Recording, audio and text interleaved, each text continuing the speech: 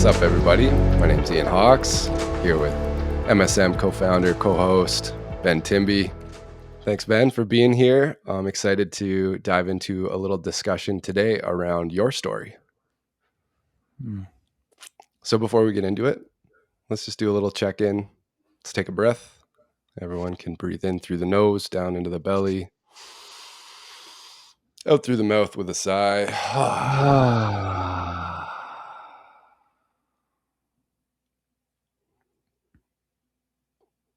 What's alive for you right now, Ben? What's alive for me is feeling. I've been really feeling the season. We're really close to solstice right now, the darkest day of the year. I've been feeling a lot of hollowness, and this used to be a feeling in me. You know, I relate it to a lot of my depression in my past and anxiety and those kind of things. And it used to be really uncomfortable. Like there was like a tension associated with that, with the emptiness, and just really celebrating my ability to sit in that and actually find pleasure in it now, what we like to call the fertile void. So yeah, that's what's most alive in me today, is feeling that hollowness and like not fighting it, actually really enjoying it. Yeah. How about you? What's alive? Yeah, Hawks checking in here. What's alive for me? Also really feeling into that solstice energy and new moon as well, this fertile void. And something that came up for me just last night was the awareness that it's really important for me to create more spaciousness in my life right now, more time for me to be with myself, going inward. I've had a lot of outward energy, and my constitution thrives in those settings only when I'm also creating sufficient space for me to be really introverted. So I made a couple changes to plans this weekend, and I'm creating a lot of space for myself. And that feels good. Love that, bro. Love the balance of compression and decompression, kind of yin and yang, outward, inward. Yeah, I really resonate. Yeah. So today, Ben, I'd love to talk about your story, this role that you're filling and that I'm also fulfilling in men's sexual mastery. This role is a unique one, and there's not too many people out there doing this work.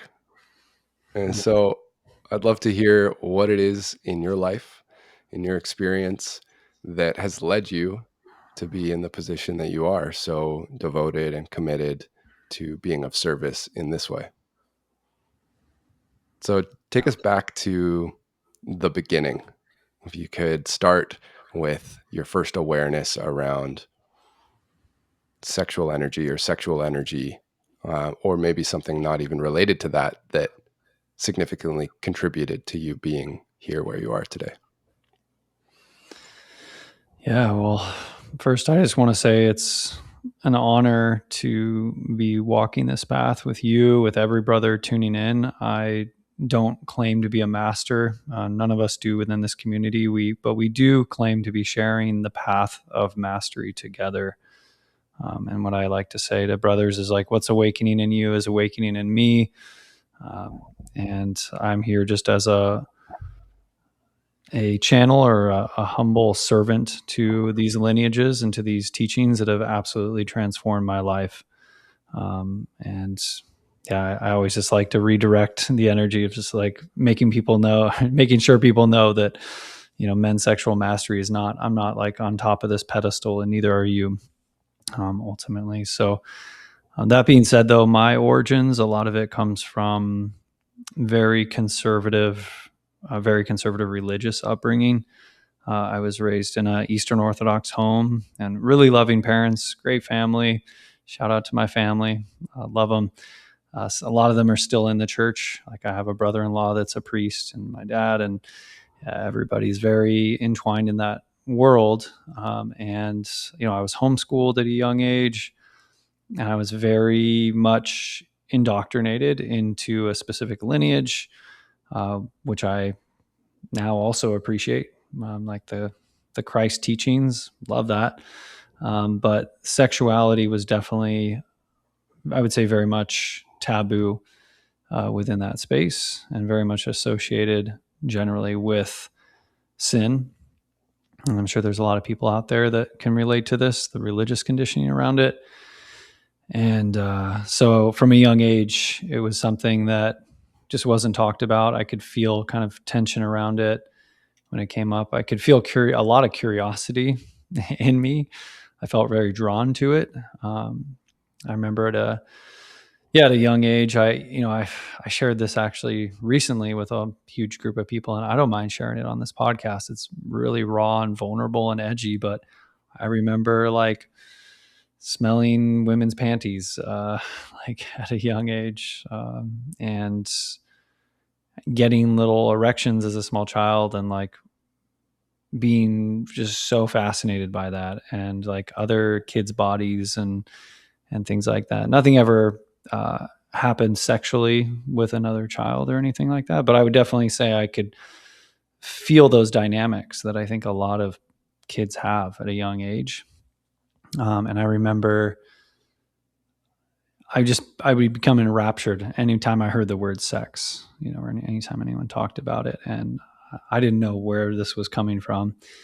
And I remember learning a joke about a condom or I repeated a joke about a condom. I think I went into public school when I was in third grade, and my sister heard it, and my parents heard about it, and like I didn't even know what a condom was. I just used the word, and like I had to have the birds and the bees talk, and it all went over my head at the time. I do just remember the emotional state though was like, oh, it was like I felt like I did something wrong, and like, oh, it's not safe for me to talk about sex or condoms or any of this stuff, and I have to keep it secret and I have to keep it suppressed, and it's bad, and like God, it's sinful, it'll send me to hell and those things.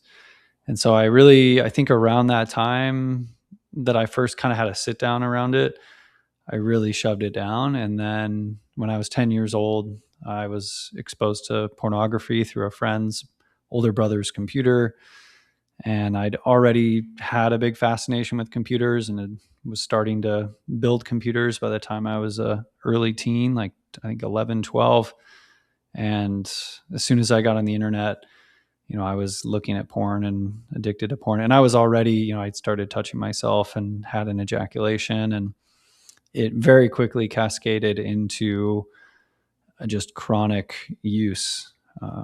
And yeah, it was very isolating for me, especially coming from like a homeschool background, religious background, always being the odd one out and never fitting in public schools, like always feeling a little awkward, struggles to fit in, anxiety talking to girls I was attracted to, combining that with porn as like an outlet for all of my, what I now know is like my most sacred masculine sexual life force energy, just depleting that and draining that, left me in a really tough spot. And like I really struggled through high school, and at the same time also, struggling with God and sin and cognitive dissonance of knowing what I was doing was bad for me, and going to, confession with the priest, and just like continuing to spiral and loop, and I never had the ability to break out of this. And then that leading me to think there was something seriously wrong with me. And, and I would even have panic attacks talking to women I was attracted to. It was just everything around intimacy for me was just deeply, deeply painful. And then that porn addiction, I would say, traveled with me well into my 20s. I found ways to cope with a lot of this stuff, and alcohol also came in to my life. And, yeah, and I just found ways to just get by in relationships, instead of being like, now learning how to be direct and masculine and assertive. And that pull, like I never was that. I was always the one to like get in the friend zone, and then kind of like the reach around kind of energy, like always indirect, always kind of seeing if I could trick my way into getting a girl to sleep with me. And that was just really manipulative, actually. And it wasn't me actually owning my desires, because deep down I didn't think I was worthy. And I thought that all of this stuff was bad. So tons of cognitive dissonance, porn addiction, unworthiness, all that stuff was my deepest wounding. And yeah, and then I Can carried we that into my marriage as well. Yeah, can go we ahead. pause you there? And I want to just look at this first couple chapters of life before we move further. And before I do that, there's one question that's burning for me that I got to ask. Do you remember the condom joke? I can't. No. I wish I did. That would be a good one. All right. Well, jokes aside, that's yeah, thank you for sharing all that. Yeah, I feel the rawness of that, and that instance with the condom joke and that first conversation that you had with your parents where this energy was acknowledged, and the feeling that you had was that, oh, this is wrong, or I'm bad and I've sinned. And that, Mhm. another word that I would use for that is the energy of shame came in. Mhm.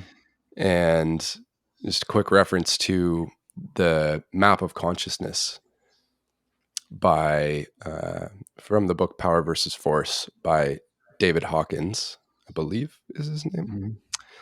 And shame is at the very bottom of that map of consciousness. It's the lowest vibrational energy, and the I would venture to guess the most commonly associated energy with sex and sexuality in our culture, especially Mhm. in religious, more predominantly religious cultures and backgrounds. And so that energy of shame that you learned to associate from a young age with your sexual energy, the erotic innocence, I would Mhm. say, of like a young child discovering pleasure, discovering arousal Mhm. for the first time, and then immediately having that shoo, like directed into shame, sin, wrong.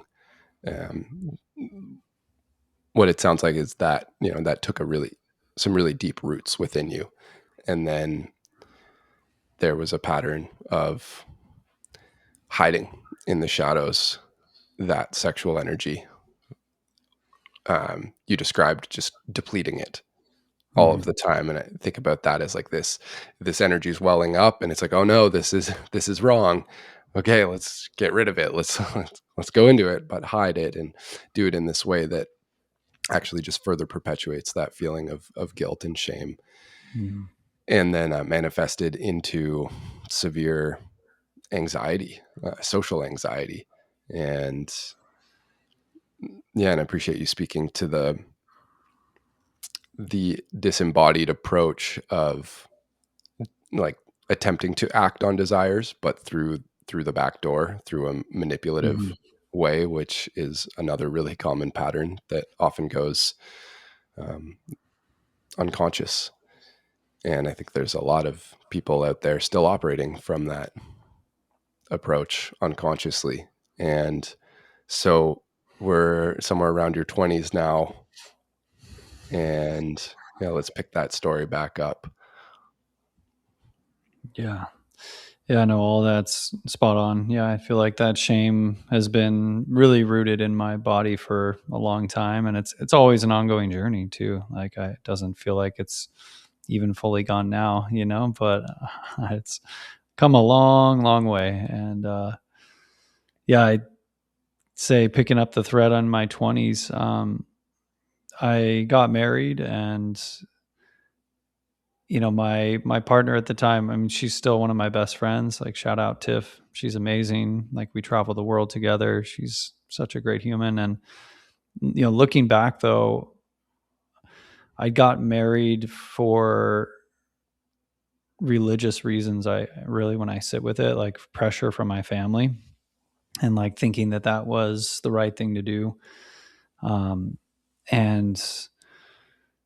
in my marriage, there was this pattern that I think is really common for a lot of us as men, and I even see it still even in my relationship today. It's just I didn't have the tools for like knowing how to mitigate it, but the pattern of the honeymoon phase where the sex was great in the beginning, the intimacy was on fire, all of that. And then over time, especially with me, as soon as the novelty wears off, like I would go to porn. Um, Before long, like the everything dried up, in our relationship and our marriage, and we were best friends, and could do everything together, but the all of the intimacy was gone, and I didn't know how to revive it. And anytime we did have intimacy, it was her just kind of helping meet my needs, but it wasn't something that she desired, really. Um, I don't think she had the heart really to tell me that at the time. But yeah, I think that's a really common thing for a lot of women. And I know this is why women, fake orgasms, and, they do all this stuff to try to make their man happy, but it's not actually fulfilling for them if they really sit with it. And uh, I only say that because I know deep down, actually, it wasn't fulfilling for me either. And like I was using my partner as a blow up doll, like unconsciously. Like I'd have a hard time because I was ejaculating so much already and looking at porn. Like I would need to fantasize to reach a climax, and if you think about it, it's almost like it makes me it makes me feel like almost emotional saying it, just like how sad it makes me. But, I've also cleared all this stuff with my ex-wife, and, we're on great terms. But like at the time, just thinking back, like how fucked up it was, for me to be like in my head fantasizing about a porn scene or about other women when I was there with my wife, like just like, man, and like using her in that way, like, yeah, it almost makes me choke up. And like that's what I needed to like get my fix, because deep down I was like feeling the shame, I was feeling inadequacy, I was feeling depressed, I was feeling anxious, and I didn't know that I was poisoning myself with all sorts of shitty food and alcohol, and I wasn't moving my body and working out. I didn't have tools like meditation or qigong, or the tools that we have in our training program of actually how to use your sexual energy for rocket fuel and experience non-ejaculatory orgasms and build businesses and live a life of wellness. Like I was just spiraled in my own unconscious patterns, and I was using sex and porn and alcohol to numb myself, to, medicate myself from just feeling like shit.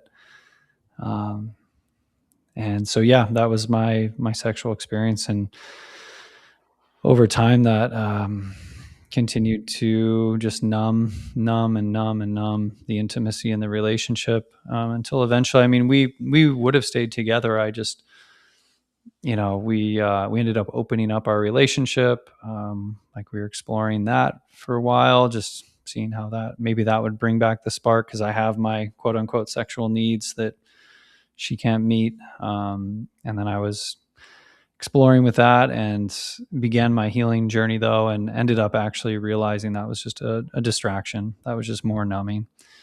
And I really just needed to sit with myself and deal with this. And like that's during that time I had the clarity to, in a 10-day Vipassana, I had the hit a 10-day silent meditation retreat on day 8. I remember like the clear guidance that it was time to leave behind my marriage and I needed to start over.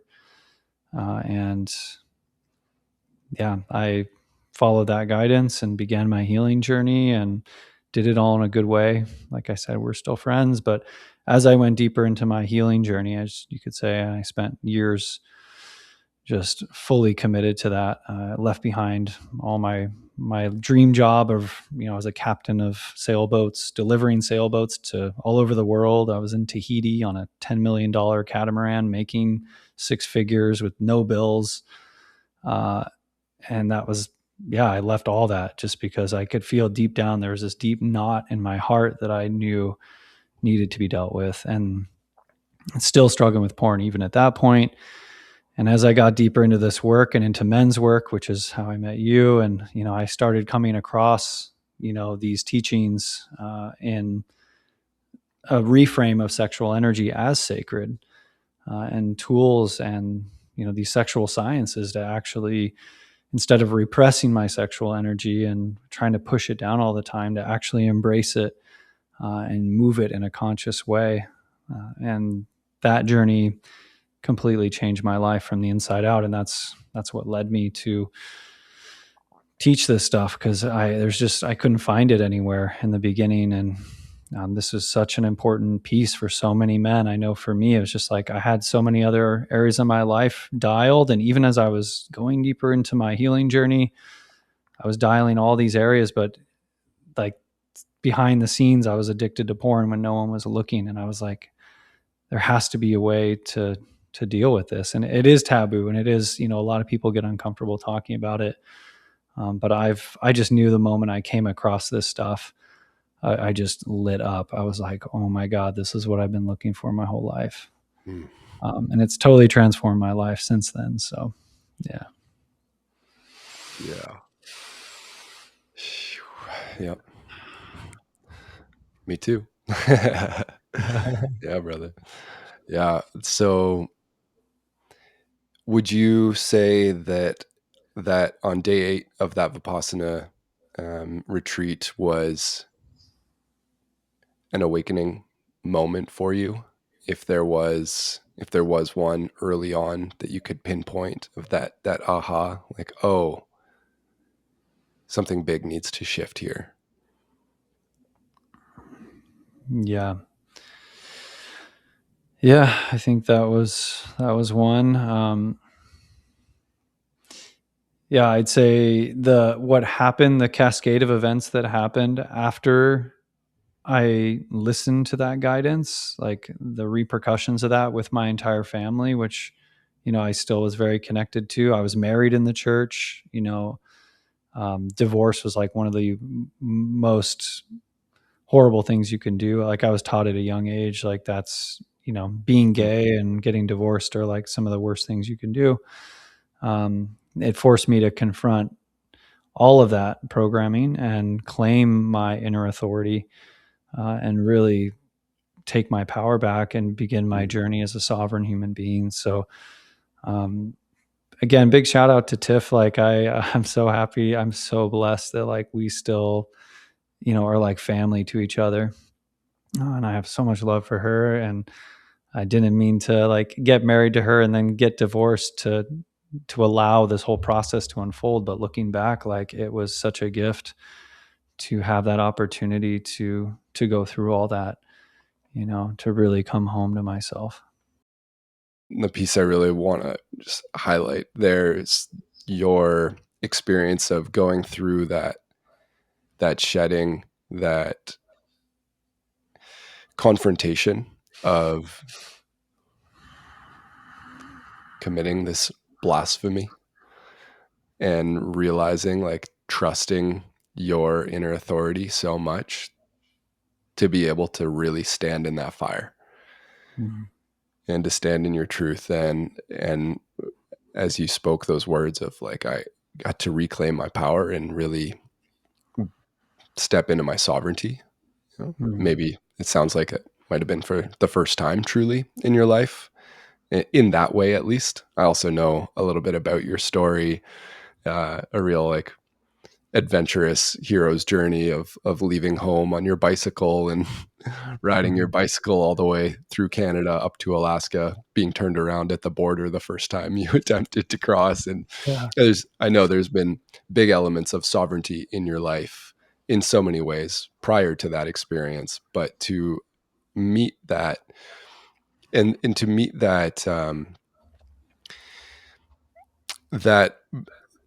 that culture and that world that was also so deeply woven into your primary scenario of shame around sexuality, to be able Mhm. to confront that Yeah. and stand in that fire and then step into, it's like reclaiming the power from, you know, from your family or from the church, feels like Yeah, a really, really potent step on your own hero's journey. Yeah, I'd love to actually just add to that too, that to be clear, like my intention is maintaining connection to all of those communities. Like, even if Mhm. there's anyone listening into this who is Orthodox Christian, like we have a guy in our training program right now who like I met through the Russian Orthodox Church, and my intention, this does not conflict, actually does not need to conflict with any of that. And that's been the most beautiful part of this journey, is like I had Mm. to swing into like, polyamory. And I've shared before, like I was exploring intimacy with men for a while, only to realize that what I actually just wanted was emotional intimacy, platonic intimacy, which now like I have so much of like in brotherhood. And I think every man actually really wants that. There's just like this homophobia fear that's can be associated with it. But all that to say, like a lot of my deep dives into quote unquote sacred sexuality, which sometimes can be just veiled hedonism, and was for me for a while, just being Mm. like, I need to go and just explore everything out there and just give myself total freedom, and to find that that actually wasn't as fulfilling as it's more fulfilling actually to come back to God. And that's, I know that's a whole nother can of worms, like, or back to my pure heart, into that erotic innocence, into integrity and alignment, into commitment, like with my partner now, who I, intend to build a family with, and come back to fatherhood and all of that, is, and even back to Christ. And like, I've been diving back into the Bible, and I don't have any religious affiliation or anything else, but I sense there's so much wisdom. I can feel it in these connections to these old ways. I just feel like this missing piece of, let's call it the feminine, to that masculine patriarchal structure that I was raised in, like having an integration of the sexual energy is actually essential in my opinion, for harmony to exist, for completion and actual fulfillment, and I think that there'd be a whole lot less kids being molested by Catholic priests, and some of this sexual misconduct, if actually it was openly talked about and taught, and like these tools that we have, that we teach now, were integrated into that. It actually assists men in being more virtuous, being more aligned, being more connected to, I would say, God, and integrity, and service to unconditional love, and epic orgasms, and mind-blowing sex, but ultimately, like all of this work, I say, is like actually in service to future generations, actually in service to stable families, where men aren't sneaking off to look at porn at night, or feeling frustrated with intimacy in the bedroom like I was, and like sucking all the life force out of their most intimate space in their marriage and in the family. Like, if this can be integrated as this is integrated, we often say it's like fire tending. And as you're a man who knows how to hold and build his sexual energy, and, tend a fire, just like how to light it when it goes out, and just the right amount of air and wood and sticks and kindling, it's like the hearth of the home. And this fire can heat the entire home. And we see it all the time with guys in our training program who, they notice the kids pick up on it, like the mom and dad are kissing more in the kitchen, they're hugging more, maybe he's grabbing her butt, he's like being playful, in appropriate ways in front of the kid, and the kids feel the love between the mother and the father, and that makes them feel more safety, that makes them feel more love, that demonstrates to them a masculine role model and feminine role models of what a healthy relationship looks like. And so ultimately, I just wanted to put a bow in it, that like I actually would love, there's nothing I would love more than to like serve my Eastern Orthodox Christian brothers, like who I come from that lineage, like with these teachings, because actually at their core, they're supporting the same mission. Mm. Yeah. Yeah. Yeah. I appreciate you bringing it back to that alchemical nature of the journey. of it's not about throwing out everything from the past. Mhm. It's about understanding how to bring what was once in the shadow into the light in a healthy, sacred way. Mhm. And this, like that picture that I was just imagining in my mind as you were speaking, is like there was two different realities. One where the religious programming of repression of sexuality is really prominent. And in that dynamic, so many men are faced with the sexual energy, the biological urges, Mhm. and no tools or education or Mhm. framework for how to work with that in a healthy way. And so it goes into the shadow. Mhm. There's shame associated with it. And in many instances, there's either, chronic pornography use or um, infidelity or other forms of sexual misconduct, as you said, or just a Or it can sense of, become anger. Yeah, or yeah, depression or numbness. Like a yeah, lot of guys, they end up numbing their sexuality and there's a part of them that's so unfulfilled and they've lost that part of their masculinity. hmm, It's like yeah, you're castrated. yeah, and all of those bleed into the connection between husband and wife, mother and Mhm. father, and that sends these ripples of dissonance into the Mhm. household, into the family that the children are aware of, picking up on, immersed in. Mhm. And so that's one scenario. And then there's another scenario where the sexual energy is integrated, it's embodied, it's honored, and it's held in its sacredness. And there are the tools and the framework for utilizing that, honoring it in a really healthy, generative way. And the relationship is thriving between man and Mhm. woman. The intimacy is thriving. The love Mhm. is just oozing out in all domains. And it's like which of those is more conducive to God? Which of those is Mhm. going to open us up to love, to positivity, to you know to alignment? It feels very clear to me. Mhm. And I also get, really excited about the healing, the evolution that can take place and that we see taking place all the time, um, in allowing this reintegration of this fundamental aspect of our being, Mhm. not just repressing it or suppressing it and carrying shame around it anymore, but really learning how to transmute that, how to alchemize that. Mhm. And I I would like to I'd like to continue on with your story a little bit here and hear about the point in your journey when you chose to make this a mission of yours to share it with the world. Tell us a little bit about that. Yeah, when I first launched Men's Sexual Mastery, you mean? Hmm. Yeah, yeah. So I spent, as I mentioned, I spent years studying many different spiritual traditions, many different. I went into men's work, many different healing modalities.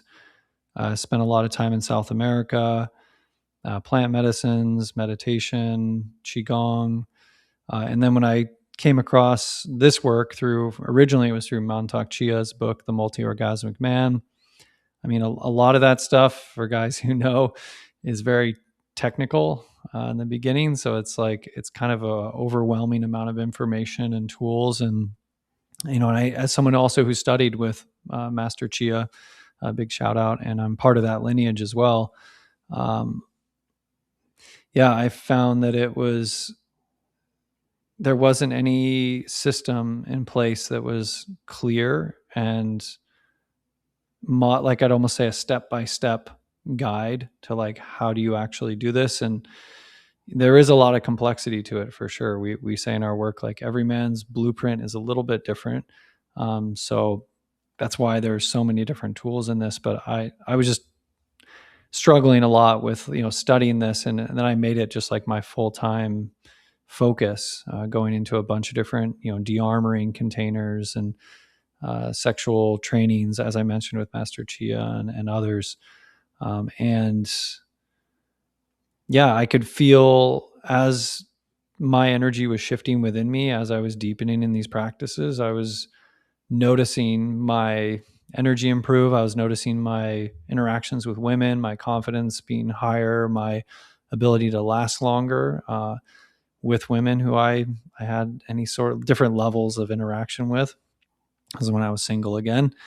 And I actually had her on the podcast actually earlier on, a couple dozen episodes ago. My sister Christy, had a major breakthrough with her, meeting a woman for the first time who was also connected to these processes. Cause you got to be met by a partner who can also is doing this work to really have some of the bigger breakthroughs. And some of the psychedelic experiences I had totally sober, like with her, and the deep levels of healing, um, really cracked me open. And she told me, and I believe she talked about this on the podcast. We talked pretty openly about it. That I mentioned to her that I felt called really to spread this information, these teachings, these tools, and to help educate guys. And she was immediately just my biggest supporter. She was just like, "You got it. Yes. Like, yes, you're totally here to do that." Because, launching something like this, especially men's sexual mastery, is like very bold and edgy, and there's like a lot of imposter syndrome. But as we said in the beginning of this whole podcast, I don't claim to be a master. I just claim to be a student, helping teach other students too of in this path. But um, yeah, I after having that experience with Christy, and then I went into a darkness retreat. I think it was when it fully. I mean, I launched the first masterclass and did the first cohort a couple of years ago, and it was really edgy for me to to step into that. And guys were having big breakthroughs in that first cohort, but I was still not sure if this was even something that could be viable to teach, because historically this stuff has just been kept very, very secret in like very elite circles, and very and Chinese dynasties used to guard this very tightly because it was used to rule kingdoms. And I went into a darkness retreat in April of 2024. And in the week of darkness, I really sat with my life, and it felt clear to me in that moment that there was a choice to go all in on this. And at that point, I'd seen the results it had brought to me and the brothers who I had served in that first pilot. And I made a commitment there in the darkness to go all in. And here we are a couple of years later, having served a couple hundred men. And you came in uh, just 6 months later. I believe we connected maybe 8 months later, and you and I are now in this a year, and just things have we're just looking over all our numbers for the last year, and we've tripled. Everything's tripled in the last year with you coming on. And I couldn't be more grateful, and feel more led and blessed by this mission, and by the brotherhood. So yeah, that's a little bit about how it came about. Hmm. Shout out, Christy.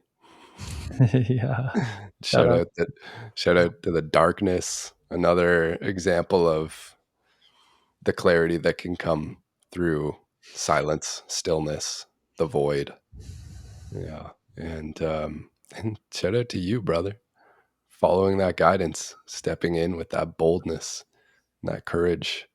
And I know in the time that I've known you, I have always felt very clearly that this is not about you. You've never made it about you. And I really feel your devotion to the mission and your service to the highest, your service to, like, what is it that MSM is here to facilitate in the world, and how can I be of service to that? And our joining together in business partnership was a perfect example of that, because you said right from the beginning, you're like, look, this isn't about me. I never wanted this to be like Benjamin Timby's men's sexual mastery. Mhm. I think the words you used was like, I'm like a curator for this, or not curator, but maybe you Like I'm a remember. midwife. Yeah, Yeah. I'm like I'm here to help deliver this thing that's not mine. I'm just here Mhm. to assist in it. Yeah. Yeah. Yeah.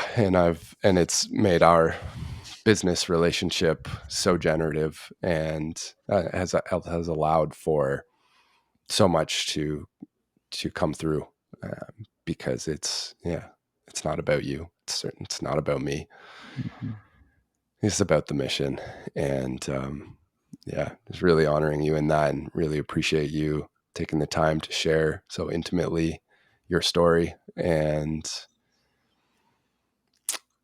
we're coming to the end of our time here, so I want to turn it over to you with one last question, which is, how has stepping into this work tested and challenged you? Man. Oh man.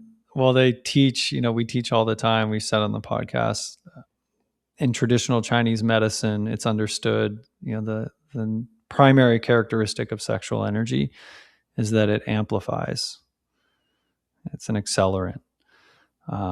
So I would say this work has taken me to every possible edge within myself. It's turned up the volume on every aspect of me, which is all my positive qualities, my growth, my embodiment, but also the cognitive dissonance within me, the unworthiness, the shame, um, the not enoughness, and even the ego, at times, or um, unconsciousness, I suppose. So it has definitely made things more like intense at times, and also more peaceful. Um, but I would definitely say, yeah, this stuff has taken me to the depths of myself. And I'm just really proud to say that, I have never felt more aligned with my heart and with my balls at the same time. I didn't even know this was possible. And it continues to be an ongoing path, that we say all the time, new levels, new devils. So I'm always continuing to meet new dragons to slay, or maybe to alchemize and love, as we talk about. Uh, but yeah, this work has really taken me to the depths, to the bottom of the unconscious patterns of my sexual compulsions, of my programs, and really brought a lot of awareness and light, and massaged out a lot of kinks that I didn't even know were there. So yeah, that's a difficult question to answer, because I just feel like nothing's remained untouched in this work, and the only way in is through. This is a bottom up complete revamp, and that's why it's so difficult sometimes to even describe what it is we do, because this is so holistic. There's every area of your life will be impacted by this work. Like, as soon as we are circulating our sexual energy, this god energy, creator energy within us, it's just purifying everything. So Yeah. You resonate. Oh, yeah, Yep. yeah, and that purification process isn't, it's not always pretty, Mhm. but the end result is so good. If you can stand in the fire, if you can Mhm. the move through the muck, and allow that energy to clean and to clear, it's, it's an accelerant, like you said, for our own evolution, for our own truth, uh, our own remembrance of who we really are and why we're here and how we serve. And it's a transformational journey, so buckle up. I'm here for it. Let's go. Yeah, yeah, yeah. Well, thanks so much, Ben. Is there any last pieces you'd like to add in there? Anything you want to, loop back to or tie a bow on? Something to leave the listeners with? Mm. Yeah, I just wanted to echo and double click on that point that, all this work ultimately is, as you just said, it's remembering, it's leading us home to ourselves. It's actually unlearning. It's and bringing back that erotic innocence, that ability to have that childlike sexual erotic energy, life force energy, like this, that feeling you had when you were a kid before you became programmed by the world, and you could just move freely throughout the world. Like imagine having that again, and also having the ability to have, a very adult type experiences, like with your loved one, like epic sex, but also carrying that energy into just every interaction. It's like learning to make love with life itself. And when we're practicing these things, like it's just like oozing out of us. And yeah, I just want to mention that again. And ultimately, all these roads lead to God, to ourselves, to love. And that's what we're here for. So I appreciate everybody tuning in. And yeah, thank you, Hawks, for your questions and for this prompt. You're welcome, brother. It's an honor and a joy to walk this path with you, and to all the brothers in our program. Yeah, shout out to you guys having the courage Mhm. to walk this path as well. And for anyone out there who's listening and might be interested in taking a bold step down this path, we'd love to chat with you. You can find us on Instagram at mens.sexual.mastery. Check us out on YouTube, our podcast, or, well, you're here on our podcast. Welcome.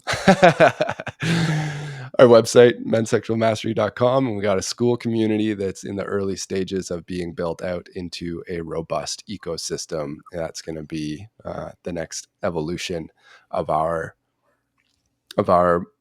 way of offering this work and really creating that community, that sangha, Mhm. where we can join into a place together with like-minded men who are on a similar path, all with our own unique backgrounds and experiences, and maybe different intentions or goals, but a shared ethos and a shared values system, and a clear path, as you were saying, a really systematic step-by-step process that will get you where you're trying to go if you follow the steps and if you're aligned with with what we're teaching and sharing.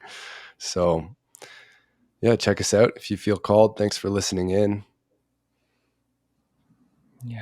Yeah. Yeah, I appreciate you, brother. Appreciate all the brothers out there as well. Just feeling so much resonance and gratitude for sharing this path with you. And again, same as you just mentioned, huge shout out to the brothers who are making this possible too.